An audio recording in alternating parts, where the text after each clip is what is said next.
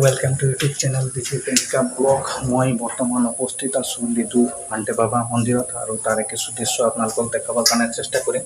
এতিয়া মই মন্দিৰৰ ভিতৰত গৈ আছো আপোনালোকক দৃশ্য দেখাবৰ কাৰণে চেষ্টা কৰিম।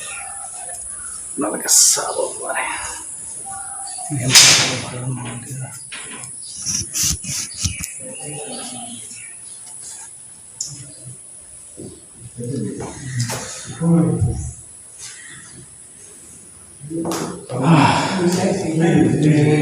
দেখিব পাইছে আপোনালোকে ভান্তে বাবা মন্দিৰৰ ভিতৰৰ দৃশ্য। এইটো বৌদ্ধিষ্ট মন্দিৰ হয় আৰু বৌদ্ধিষ্ট মন্দিৰৰ ভিতৰৰ দৃশ্য আপোনালোকক দেখাবৰ কাৰণে চেষ্টা কৰি আছোঁ। ৰণী আছে, সুব্ৰত চৰকাৰ আছে, তেওঁলোকে অলপ পূজা পাঠ কৰি আছে। দেখিব পাইছে কি সুন্দৰভাৱে আছে মন্দিৰখন। আপোনাৰ লিডুৰ পৰা আপোনাৰ 4 কিলোমিটাৰ ভিতৰত ভান্তে বাবা মন্দিৰ আছে আৰু ইয়াত প্ৰায় অসমৰ এইকেইটা এটা জনপ্ৰিয় অনুষ্ঠান। ইয়াত প্ৰায় বহুত দূৰৰ মানুহবিলাক আহে নিজৰ মনৰ কথা ভগৱানৰ ওচৰত তেওঁলোকৰ দুখ ভাৱনাবিলাক জনাব আহে। আৰু ময়ো ইয়াত সেৱা এটা জনাই লওঁ। দেখি পাইছে সেৱা জনাই আছে।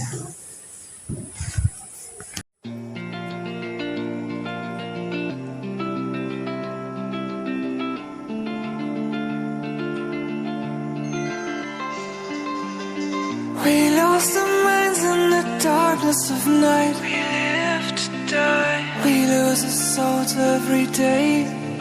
We lost our minds. We don't remember what's wrong and what's right. The world is dead but we stay. 'Cause we are born as living fights. We live to die. We live to die. Surrounded by the night, we live to die. We are shadows in the neon light. মানে আজি বহুত গৰম আৰু এই গৰমৰ বতৰত অলপ সময় ওলাই আহিছোঁ ইয়াত। আৰু আমাৰ লিডুৰ পৰা 4 কিলোমিটাৰ দূৰত ভান্তে বাবা মন্দিৰৰ এটা অনুষ্ঠান, খুব সুন্দৰ দৃশ্য আৰু তাৰে দৃশ্য মই আপোনালোকক দেখালোঁ। এতিয়া আপোনাৰ 4টা বাজি গ'ল, 4:15 হৈ গ'ল আৰু 4:15 যাবলৈ ওলাইছোঁ। সুব্ৰত আছে,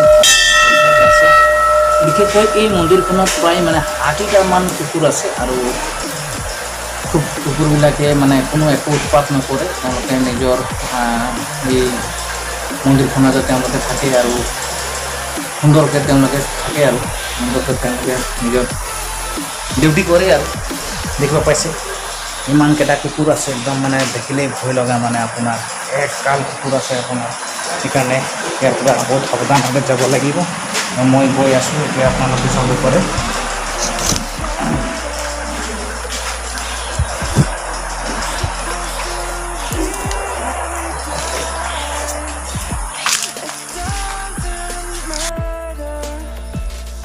If there is no light anymore, no light anymore.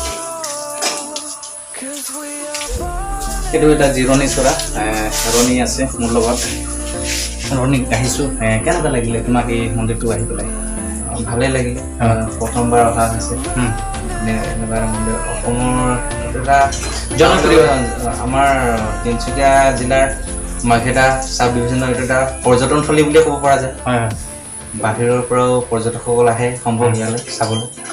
আৰু মই মোৰ জ্ঞানেৰে যিমান দূৰলৈকে ঢুকি পায়, ইয়াৰ আগৰ যোনজন ভান্তে বাবা আছিল তেখেত বিশেষ মহান গুণসম্পন্ন আছিলে। ইয়াৰ আগৰ যোনজন চাব ডিভিজনেল অফিচাৰ উপায়ুক্ত মহোদয় হয়, মিষ্টাৰ বিক্ৰম পৰি ছাৰে তেখেতে যেতিয়া ঢুকালে তেতিয়া তেখেতৰ ওপৰত লিখা মেলাও কৰিছিলে। তেখেতৰ বিষয়ে লিখিছিলে, তেখেতৰ জ্ঞানৰ বিষয়ে লিখিছিলে।